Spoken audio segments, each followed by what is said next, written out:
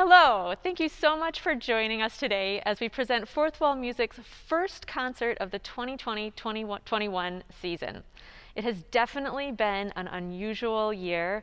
I know so many of you are reinventing the way that you're doing things the same as we are. So thank you so much for joining us. My name is Amy Lay. I am the Artistic Director of Fourth Wall Music, a concert series here in Windsor that's dedicated to presenting music for small ensembles, chamber music.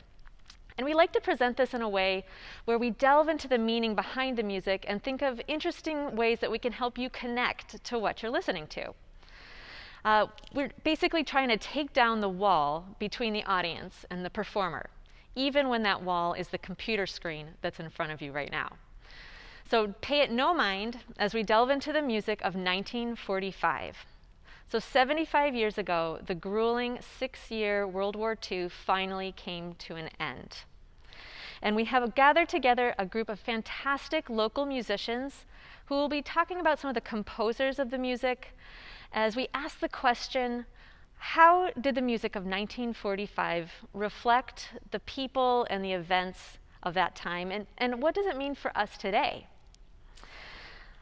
So speaking of questions, in order to involve you a little bit more in this program, we're giving you a quiz.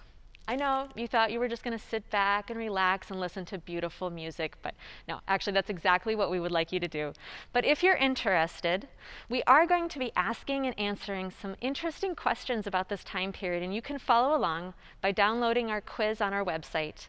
And for those of you who get a perfect score, we are going to be doing a draw for a token of our admiration from Biblioasis Bookstore. But before we get started, I want to thank those without whom this program would not be possible. Thank you to our board of directors, to our generous volunteers, Sue Gutman, and huge gratitude to our season sponsor, the Grain of Sand Foundation, and our concert sponsor, Alexis Everett Wells and Asante Wealth Management. Also, thank you to the Windsor Symphony Orchestra for hosting us at the beautiful Capitol Theater where we are broadcasting today in downtown Windsor. Also, we couldn't do this without you, our listeners. Chamber music is sometimes known as the music of friends. Really, it is. It's all about the sharing with each other. So if you enjoyed this program, we do hope that you will contribute if and what you can by going to our website and clicking Donate. Fourth Wall Music is a registered nonprofit, and we truly do rely on your support to continue our programming. So the first piece on our program is by a man who's been recognized as America's greatest composer, Aaron Copland, son of Jewish immigrants who went from his humble upbringing in Brooklyn, New York, to winning the Pulitzer Prize in 1945 for his work, Appalachian Spring. This was a piece of music that was written in collaboration with the great modern dancer and choreographer Martha Graham, and it tells a story of a young couple on their wedding day.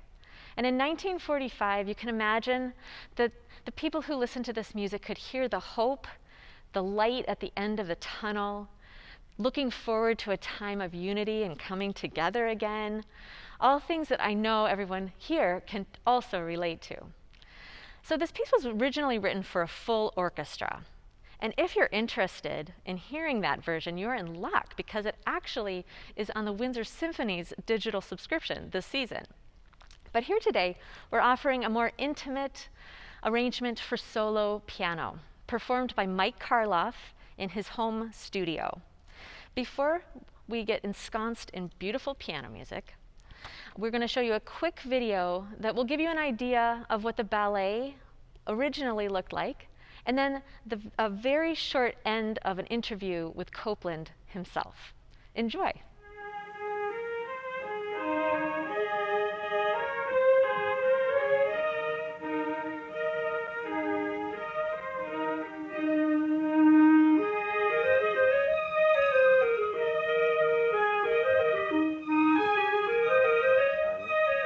Would you play a passage from Appalachian Spring?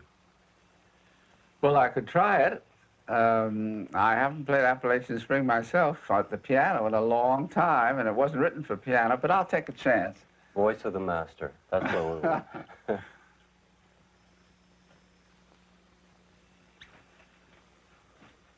This is the way the ballet ends.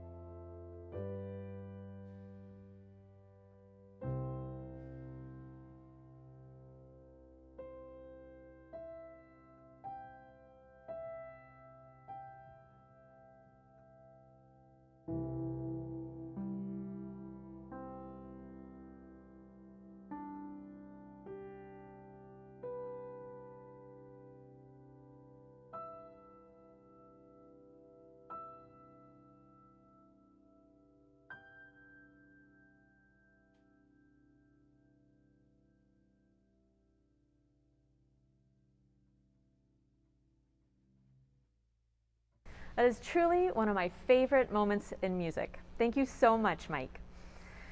It's like the windows of hope are opening, although I know that 1945 was not a simple time. So let's get started bringing that time to life and with our quiz. Introducing Greg Mave, our quiz master for today. Greg is a graduate student from the University of Windsor, where he's studying history. So thank you so much for being here. He came up with this quiz for us and is going to help us through it in finding out the answers. So Greg, I know that at this time the workforce opened up so many opportunities for women and minorities that weren't there before. So let's get started with a question along those lines. Yeah, of course. Thanks for having me. So let's just jump right into it. The first question is, she has become a famous symbol of women's contribution to the home front during World War II, as well as a feminist icon beyond the war. She sports blue coveralls and wrapped her hair in a polka dot bandana while confidently proclaiming, "We can do it." What was her name? And the answers are Wendy the Welder, B. Mindy the Miner, C. Rosie the Riveter, or D. Joanna the Joiner. And the answer is, of course, C. Rosie the Riveter. C. Rosie the Riveter. Yep. I think everybody has seen that iconic picture. Yes. There we go.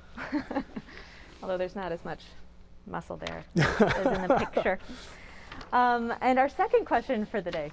Yeah, so getting into question 2, during the war, millions of women and Black Indigenous people of color took up the fight on the home front as factory workers and farmers, like Cecilia Butler, who worked at the John Inglis Company munitions factory in Toronto. One of the ways city dwellers and suburbanites pitched in was to plant blank gardens, with the idea of using every plot of land available to grow food for the war effort. So the answers are A, victory gardens, B, war gardens, C, battle gardens, or D, peace gardens. Well, peace gardens sound good, right? Unfortunately, no, it was A, victory gardens. Aha, yes. I remember my grandmother telling me a story of how she was so sick of eating beets that her father had grown at that time. And then the third question here. Yeah, so question 3, this major roadwork project was built as a collaboration between the U.S. Army Corps of Engineers and the Canadian government in order to shore up West Coast defenses against the Japanese Empire. It would connect the lower 48 states with Alaska, as well as improve Canadian access to Yukon. The Corps was segregated at this time, and Black work crews were not given mechanized equipment like the white work crews, who had the most recent technology. Despite this, Black work crews made it a point to meet their daily goals and always did. In order to prove a point, one night, one of the Black work crews borrowed the mechanized equipment from a white crew and secretly worked through the night and exceeded their daily goals by miles. With the proof now evident, they were given access to modern equipment. So what is the name of the highway that they were building?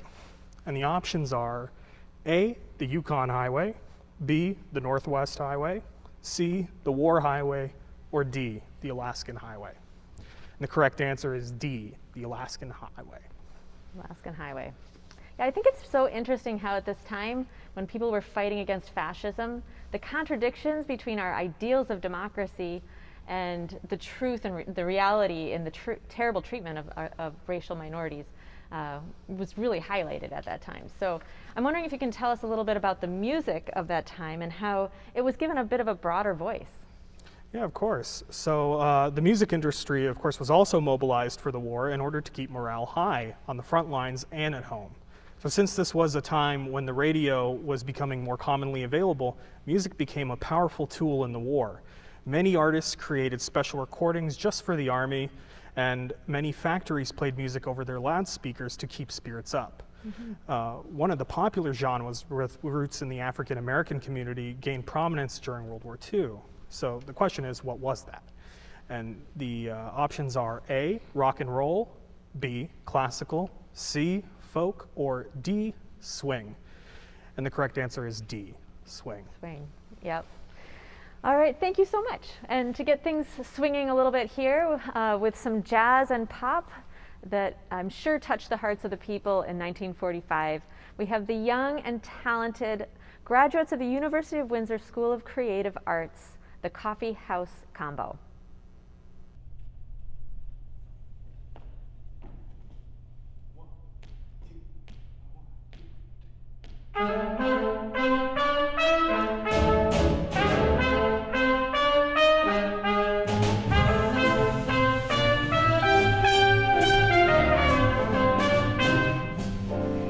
Never cared much for moonlit skies. I never winked back at fireflies. But now that the stars are in your eyes, I'm beginning to see the light.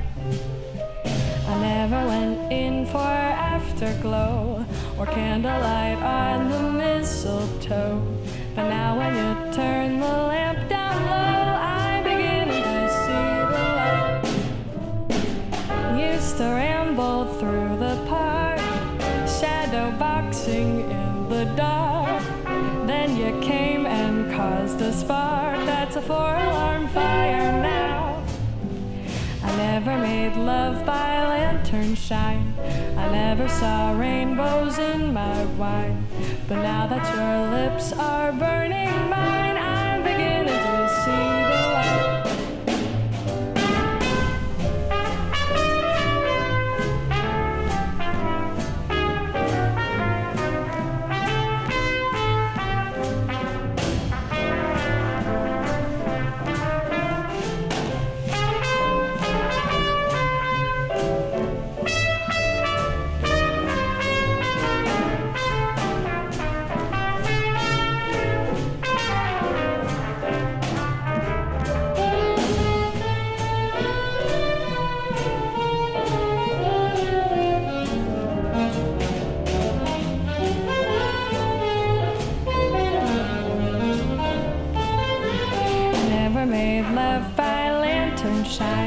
I never saw rainbows in my wine.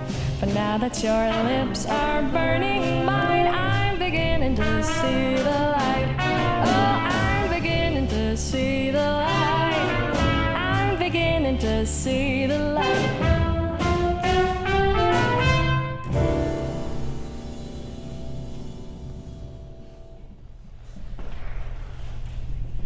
Thank you so much for tuning in. That was Duke Ellington's I'm Beginning to See the Light, which reached number 5 on the pop charts in 1945 with a version by Ella Fitzgerald and the Ink Spots. This next song reached the number 1 spot on the US charts in 1945 and became the unofficial homecoming theme for many veterans. This is our modernized take on Sentimental Journey.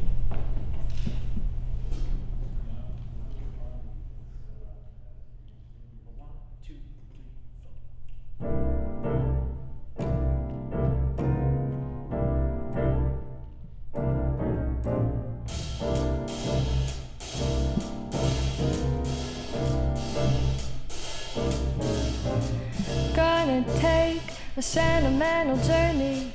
Gonna set my heart at ease.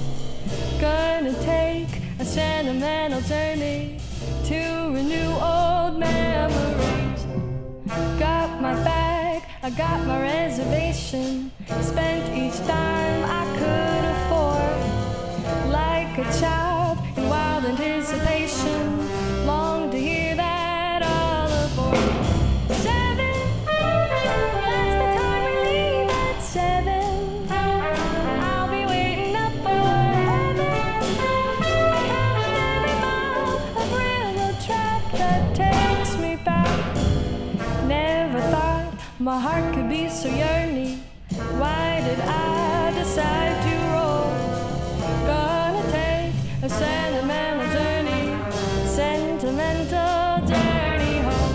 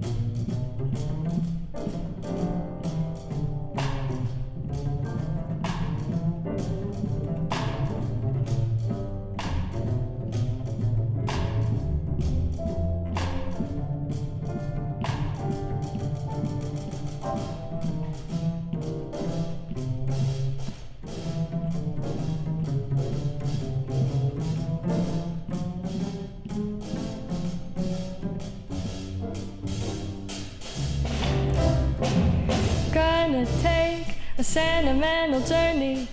Gonna set my heart at ease. Gonna take a sentimental journey to renew old memories. Got my bag, I got my reservation. Spent each dime I could afford. Like a child in wild anticipation, long to hear that all aboard. 7, that's the time we leave at 7. I'll be waiting up for heaven. Counting every mile, old railroad track that takes me back. Never thought my heart could be so yearning. Why did I decide to roll? Gonna take a sentimental journey home.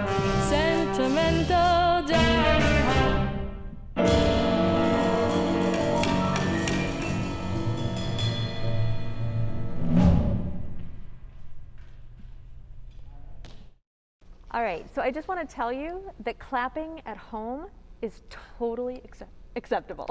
In fact, I was recently reading an article that says that clapping is actually really good for your health. So if the spirit moves you, go for it.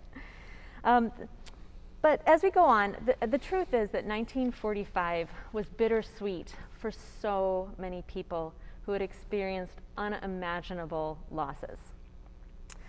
It's almost like in order to really understand the light, we have to understand the darkness as well.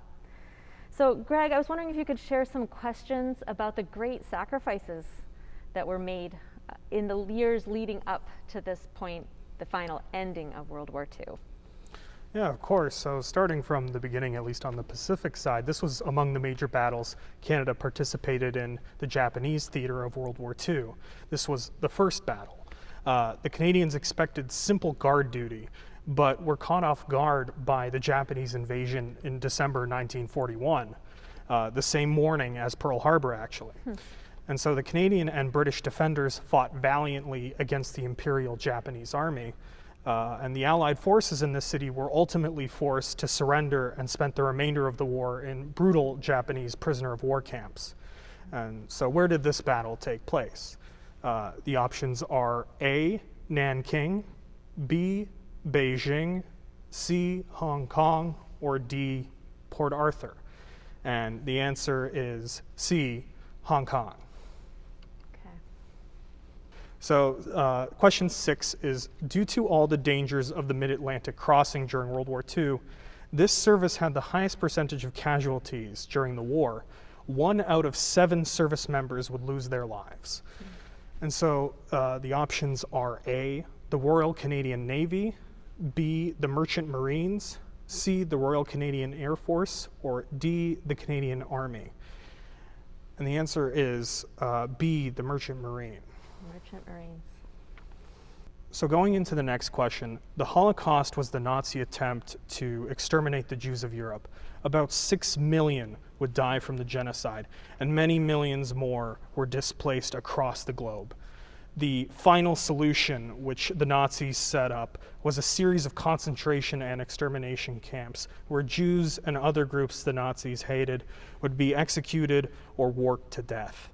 The largest of these camps has become infamous due to the 1.2 million people exterminated within its walls. What was the name of this camp? And so the options are A, Treblinka, B, Auschwitz, C, Vught, or D, Dachau. The answer is B, Auschwitz. Yeah, it's really hard to even fathom.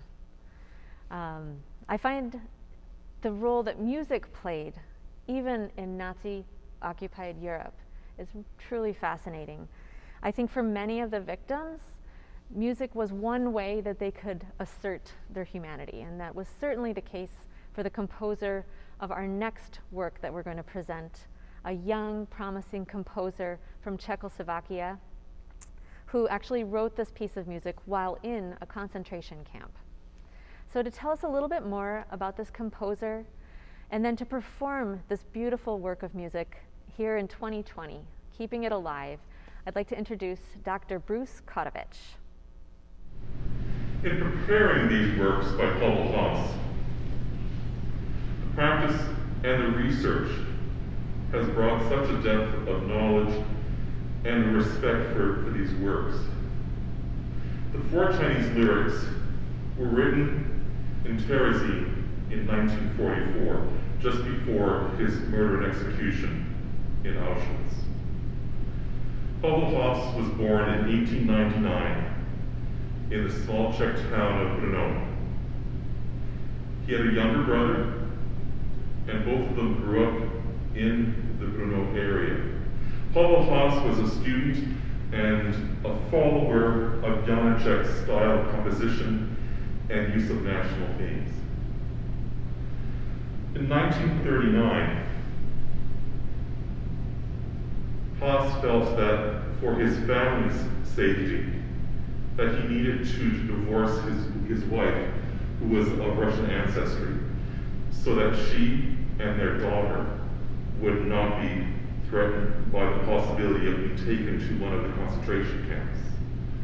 Haas, being of Jewish heritage, already started to see what was taking place in Central Europe at the time.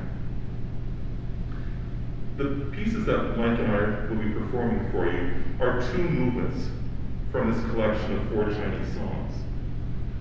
The second movement, the Bamboo Grove, talks about the peace and tranquility and the optimism of going home. In the final moment of this lead, the poem talks about the moon rising, the sickle-shaped moon rising in the east. The third movement is dedicated to the moon itself. The moon, which in Haas's case, does not bring sweet, peaceful sleep. It takes away dreams, yet he yearns to look at the moon and follow it back to his home. The melodic line, the piano part as it creates the atmosphere, we feel the fear, the unknowing, the terror that must have been in camps like Terezin. We'd like to now perform for you movements 2 and 3 of Pavel Haas's 4 Chinese songs.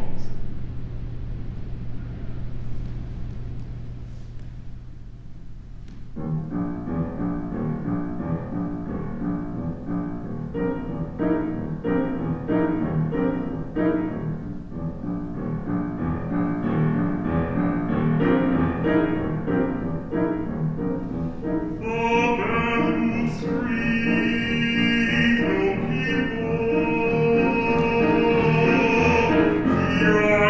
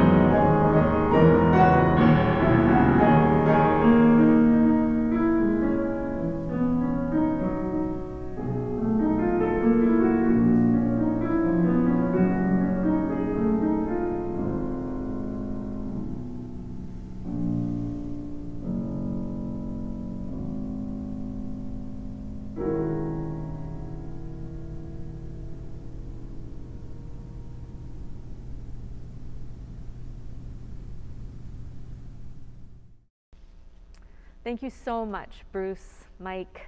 Thank you, Pavel Haas. In 1945, the concentration camps were liberated, and music began to take on a healing role. The composer of our next piece of music, Benjamin Britten, along with his friend, the famous violinist, Yehudi Menuhin, performed concerts for the survivors at the Bergen-Belsen camp for displaced people. Years later, Britten revealed that this experience colored every piece of music he wrote thereafter. Benjamin Britten grew up on the English North Sea, so you can also hear in his music a lot of inspiration from the ocean. So, Greg, I know you have a few questions on our quiz about the Battle of the Atlantic, apparently the longest battle in World War II, and also how Canadians played a large role in that. So, why don't you give us one of those questions? Of course. So at the outset of the war, the Royal Canadian Navy was fairly modest in size. However, thanks to the bravery of volunteer men and women and the labor of the home front workers, the Royal Canadian Navy swelled to 270 ocean-going warships and 95,000 personnel, including 6,000 members of the Women's Royal Canadian Naval Service by 1945. This made Canada the world's blank largest navy. So the options are A, second, fifth, or B, fifth, C, 10th, or D, third. And the answer is D, third, behind the US and the UK. Wow, fascinating. The Canadians obviously did play quite a large role. Oh, of course. You know, to the point where in leading into our ninth question, during World War II, Project Habakkuk was a plan by the Allies to build an iceberg aircraft carrier to float in the North Atlantic. A small-scale test example was actually built here in Canada on Patricia Lake in Jasper National Park, Alberta. And that proved that the concept would actually work. And this iceberg aircraft carrier was going to be constructed from a material they called pykrete, a mix of ice and blank.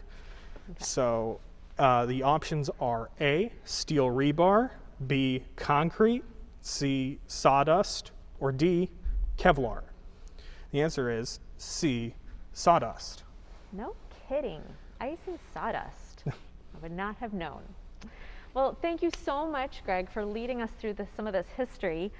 Before hearing our next piece, we're just going to finish up our quiz with a few questions, but this time I'm going to ask you. Oh, all right. Putting you on the spot. Okay, so question number 10. The area of the Atlantic that proved to be the biggest challenge of the Allies was known as what? I think that was the Black Pit. Yes, and you did write these questions, so I hope you know what they are. Number 11, a major way that Canadians on the home front could contribute to the war effort was to purchase war bonds. And lastly, who was the Prime Minister of Canada during World War II? And I know it wasn't Justin Trudeau. No, I don't think it was. Yeah, the answer to that is William Lyon Mackenzie King. Excellent. Okay, so audience, if you happened to get all of these questions correct before we gave you the answer, and yes, this is on the honor system, please email me at info@fourthwallmusic.com, and we will enter all three of you, no, I'm sure there are more than that, but into the drawing to win. So before performing this first movement of Benjamin Britten's string quartet, I'm going to have cellist Andrew McIntosh share a few thoughts that he had while he was working on this piece. Benjamin Britten's second string quartet was written in 1945 at the end of the Second World War. It was written in a town called Snape, which was very close to the English Channel, where the English Channel meets the North Sea, where I'm sure during the composer's time there, he witnessed many of the battles that happened during World War II. At the end of the war, of course, the thing that remained was the ocean. And throughout all of Britten's music, I think he was heavily influenced by the ocean. The vastness, the depth, the play of light on water, the breezes that came along the water, and the seabirds and whatnot. And all of that stuff I can find in this first movement of his string quartet. And it was interesting for me to realize that despite all the calamity and the upheaval that had happened the previous 6 years, Britain was still able to capture the essence of the ocean and the everlasting qualities of the vastness of the body of water that influenced him so much. Anyway, in this string quartet, you'll hear seagulls, you'll hear waves, you'll hear currents, you'll hear the depth of the ocean, the light playing on the water. It's a remarkable piece, and I hope you enjoy it.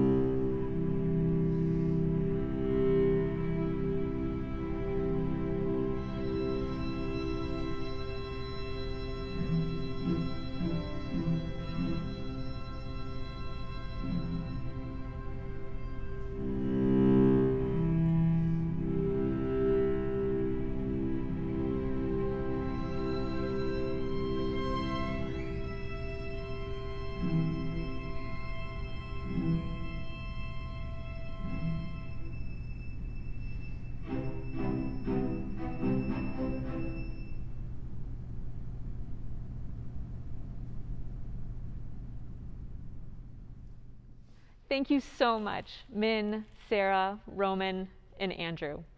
And thank you, everyone out there listening. We are at the end of our adventure.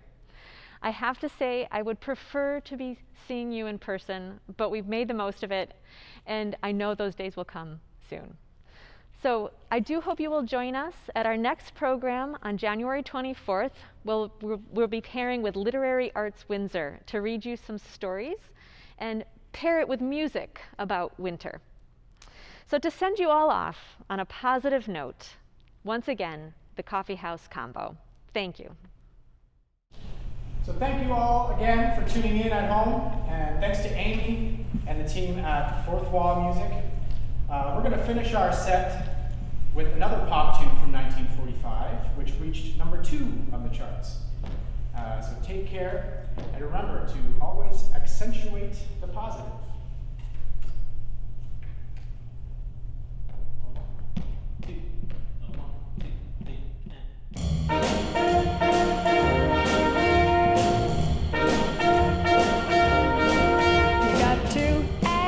Accentuate the positive and eliminate the negative, and latch on to the affirmative, and don't mess with Mr. In Between. You got to spread joy up to the maximum and bring gloom down to a minimum, and have faith or pandemonium liable to walk upon the sea. To illustrate my last remark, Jonah in the whale, Noah in the ark. What did they do just when everything looked so dark? Man, they said we get to accentuate the positive and eliminate the negative, and latch on to the affirmative, and don't mess with Mr. In Between.